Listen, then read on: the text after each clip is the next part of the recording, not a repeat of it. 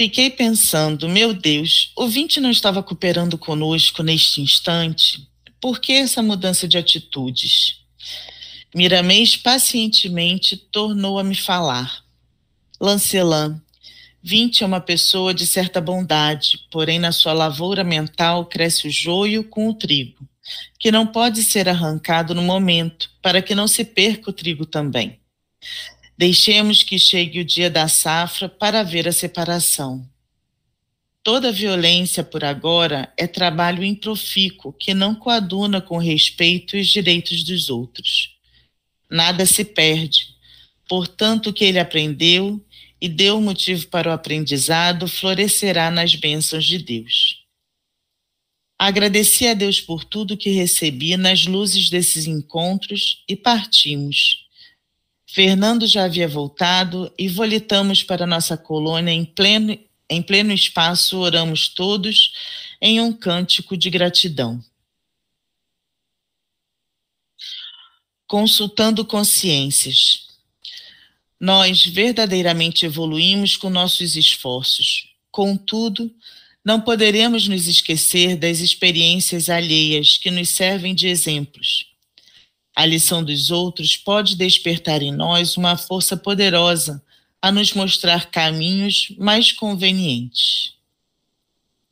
Quem pode negar a força de um místico e a influência de um santo na nossa renovação interior?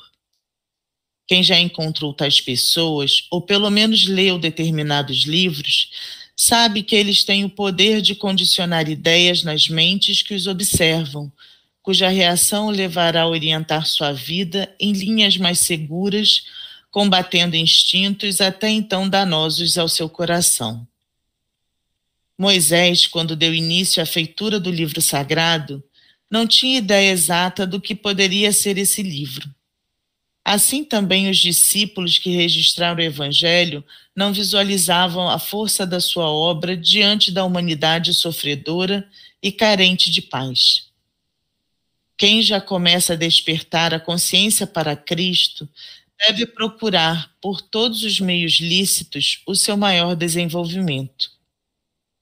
Nós aqui do mundo espiritual nos dividimos em grupos que partem em todos os rumos para ajudar onde Deus nos chamar para servir.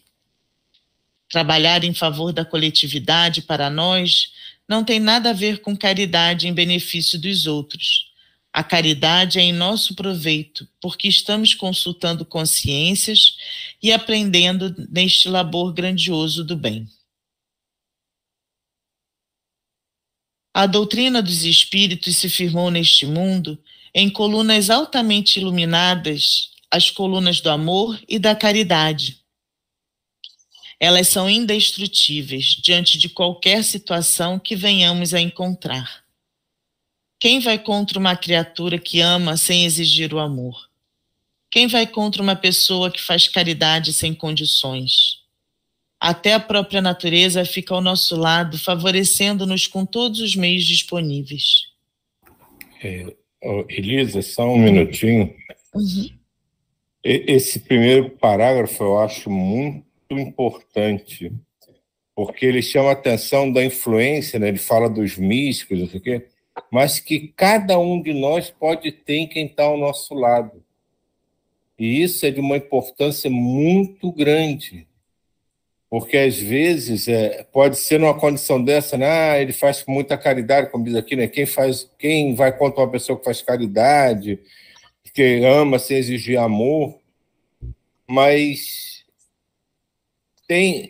a humanidade tem uma tendência à idolatria. Isso a gente vê as pessoas seguirem, às vezes pessoas que a gente concorda, às vezes pessoas que a gente acha que não... Como é que essa multidão segue essa pessoa? Então, a humanidade tem uma tendência à idolatria.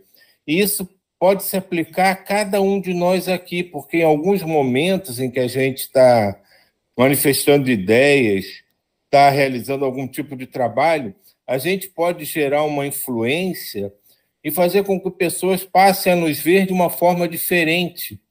E isso é uma coisa que precisa gerar muito cuidado com as nossas ações.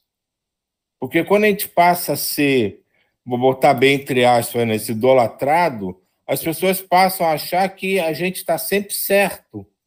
E como cada um de nós tem seus altos e baixos, dependendo do momento da jornada, a gente pode, num momento de baixa vibração, fazer com que outras pessoas sejam arrastadas para uma desarmonia também. E acho que a maior é uma importância tão grande quanto vigiar e orar, que cada um tem que ter para si, individualmente, a gente tem que ter isso também para que não gere nos outros qualquer tipo de malefício ou influenciação que possa desarmonizá-lo.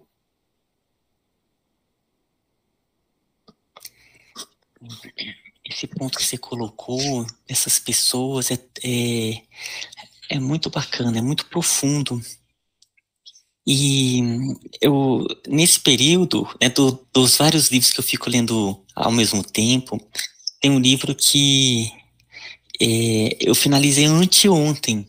Um livro, para mim, foi muito, muito impactante, que é o Mecanismos da Mediunidade, do André Luiz. É um livro bem técnico, um livro, acho que talvez do que eu vi do André Luiz é o mais pesado. E ele vai falando sobre os mecanismos da mediunidade. E tem uma parte que ele vai falar sobre a importância desses santos, desses místicos, igual coloca aqui. E é interessante que nesse livro ele trabalha com a questão muito do hipnotismo. Mas não hipnotismo como se ele quisesse explicar a mediunidade, mas ele usa muito padrões do hipnotismo para explicar algumas características parecidas que acontecem na mediunidade. E algo que ele trabalha muito também é o reflexo condicionado. São determinados, né, o reflexo condicionado está ligado a uns experimentos do Pavlov, lá no começo do século XX, mas o ponto é que ele coloca muito essa ideia do reflexo condicionado como esses gatilhos que nos faz entrar em uma onda mental. Então, tem uma parte que ele vai falar sobre esses santos, que a importância deles, porque no momento em que a pessoa lá entra em sintonia com a figura de Francisco, com a figura de Maria, né, esses santos, eles personificam, né, ali é uma concretização de uma corrente mental. Então, é um gatilho para ele entrar em uma corrente mental que os mentores, eles acabam que se afinizam, que eles se conectam. E então ele vai trabalhando muito com isso, sabe? E isso, ele serve para muitos e muitos aspectos. Quando a pessoa ela entra numa igreja, é um gatilho que ela acaba entrando nessa sintonia, nessa onda mental daquele local. E quando ele fala aqui, né, a importância desses santos, desses místicos, o André Luiz também apresenta isso, né, dessa parte, como sendo um gatilho, ele usa reflexo condicionado o nome, para que, a partir dali, ele consiga entrar. E aí daí vem a importância de orações, né, de orações que a gente aprende, como Pai Nosso, Ave Maria, porque ela se torna um gatilho para entrar em profundidades, em correntes de pensamentos mais profundas, sabe? Então era um aspecto que eu queria compartilhar aí também com vocês. Em todos os capítulos, conversamos um pouco com o leitor sobre o mesmo assunto, porque é nessa conversa que entendemos com mais facilidade o desenvolver de todo o trabalho na área espiritual e física. Nós concitamos os nossos irmãos encarnados para que leiam raciocinando e analisando as páginas ofertadas pela experiência dos irmãos maiores, porque nelas e por elas poderão tirar algo que pode lhes ajudar a se libertarem da escravidão da ignorância. Mas uma coisa é preciso: humildade. Ela abre campo de entendimento para que possamos compreender nas entrelinhas as verdades distribuídas nas páginas imortais do autor. As obras de Allan Kardec devem ser estudadas com todo carinho, pois elas são a base para que se possa entender com profundidade as que dão seguimento à revelação das verdades espirituais. Vamos consultar as consciências com devido respeito às criaturas encarnadas e desencarnadas, pois elas são livros que nos enriquecem as experiências na luta em busca da perfeição. Cada dia que passa é outro dia nos trazendo meios e nos ofertando condições para um aprendizado mais eficiente. Se em teus caminhos, sejam materiais ou espirituais, surgirem obstáculos, não queiras apontar os outros como culpados. Tudo isso, se estiveres em condições de analisar, haverás de reconhecer facilmente que são reforços para as experiências. Nada se posta em nossos roteiros da maneira pela qual queremos. Tudo vem do modo que precisamos, para que o bem possa crescer em nós. Se nos conformarmos com os acontecimentos de natureza inferior, eles criarão campo favorável para outros fatos de mesmo nível, e a nossa situação piorará em todos os sentidos. Convoquemos, pois, o bem que existe em nós. Acordemos as nossas próprias forças, aliando-as no sentido reto que o bom senso indicar, que Deus nunca faltará com suas bênçãos em nosso favor. Nós estamos consultando e vamos continuar a consultar consciências alheias à medida das oportunidades que tivermos. Contudo, tornamos a dizer sem violentarmos e sim cooperando com elas. Juntos guardamos o que vamos aprendendo em uma sequência interminável. Se tens em tua companhia pessoas com as quais não simpatizas, não culpes ninguém. A vida é assim, são delas que necessitas mais. Estuda a ti mesmo e verás que elas estão no lugar certo, assim como tu também. Procura suportá-las com paciência e exemplos dignificantes, porque há muita gente fazendo um esforço grande para te tolerar também, sem que por vezes tu saibas. Modifica-te por dentro, que a vida te ajudará por fora. A tua vida é uma verdadeira sementeira onde as mãos dos atos e dos pensamentos passam a semear, e tu colherás justamente de acordo com o que plantares. Somos conscientes disso, o que devemos fazer? Selecionar as sementes no decorrer do amanhã, porque a felicidade vem também do discernimento.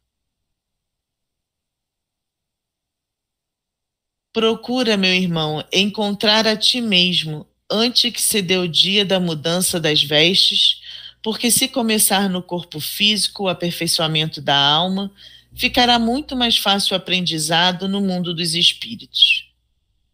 O que ocorre com o peregrino inexperiente que é obrigado a viajar e não procura os guias adestrados para as devidas informações?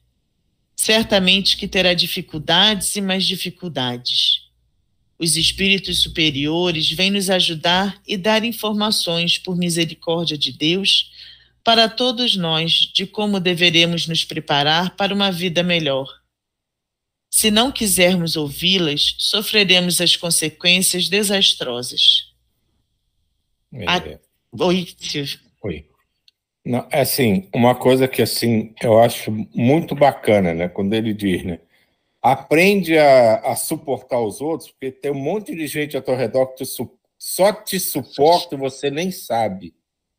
Então isso é uma coisa muito bacana da gente refletir, né? Porque às vezes a gente acha que é o bam e os chatos são os outros. Mas nós somos tão chatos quanto os outros que a gente acha insuportáveis. E as mesmas sensações que a gente tem em relação às pessoas ao nosso redor, muitas pessoas ao nosso redor têm em relação a cada um de nós. Porque nós somos assim, como a gente já falou várias vezes, como eu mesmo falei aqui no início, todos nós temos altos e baixos, fases que nós estamos super bem com o mundo, com o universo, com a espiritualidade, e fases que a gente está meio desarmonizado com tudo. E a gente tem ainda, por mais que a gente se esforce, se programe, se trabalhe, nós ainda temos as nossas picuinhas íntimas que não agradam todo mundo. Então, a gente tem que ter isso sempre em mente. Se as pessoas ao nosso redor têm caridade, para mesmo que não sejam nossos fãs, sorriem para a gente quando nos encontram, são gentis, a gente tem que ser assim também. Mesmo nas situações envolvidas com as pessoas que a gente não gosta, ou tem alguma... Não, o gostar é assim, um pouco forçação de barra, mas assim, que acha que tem alguma coisa que você não entende ou não concorda, você tem que ter esse mesmo sentimento da humildade de reconhecer que os outros também te suportam e procurar fazer o melhor para entendê-lo. Talvez se a gente derrubar esses muros, né, que mantém algumas pessoas afastadas, a gente possa compreender que era pura picuinha mesmo, e a aproximação vem naturalmente. E quando ele fala aqui nessa parte, né, que todo mundo tem orientação, que tem sempre a espiritualidade nos mostrando o caminho, ele faz aqui a analogia do viajante que não conhece o trajeto e não pede ajuda de um guia. Isso é exatamente a descrição da nossa jornada espiritual. Quando a gente quer seguir absolutamente sozinho, não quer ouvir ninguém, normalmente a gente erra o caminho. Mas eles estão ali do nosso lado. Se não quisermos ouvi-las, sofremos as consequências desastrosas. E aí ele entra em outro ponto, né, que é da lei da causa e efeito, né? Então, tudo aqui ele coloca em 2 parágrafos uma enormidade de leis universais, leis divinas, de uma forma super fácil, né, de amor, de bondade, de tranquilidade, de compreensão. Eu achei esses parágrafos muito, muito bacana.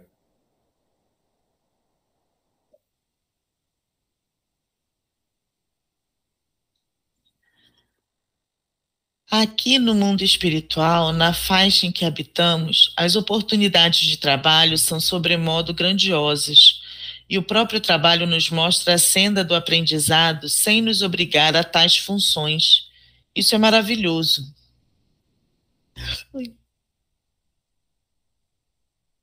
Estávamos no centro da Colônia do Triunfo, onde se ergue majestoso e soberano um edifício por nome Lápis de Luz, que se perde nos espaços. Subimos a uma plataforma à guisa de elevador que corria por fora do prédio e que nos levou até onde pretendíamos. Era a biblioteca de proporções descomunais que ocupava todo um pavimento. Música suave enchia o salão de serenidade espiritual. Movimentavam-se muitos espíritos que, pelo que notávamos, pesquisavam diversos assuntos de acordo com seu interesse. Tive a curiosidade de observar os nomes de muitos livros que foram escritos na Terra por grandes vultos da humanidade. Logo me interessei em saber por que eram transcritos livros do mundo material para o espiritual, se a Terra se encontra em um nível bem mais inferior do que essa nossa região. Mas também pude notar muitos outros livros, ou a maior parte, que eram vindos do mundo espiritual elevado. Obras-primas que tivemos a oportunidade de folhear alguns deles com maior respeito e admiração. Elisa, deixa eu só fazer um comentário, se puder voltar ali no...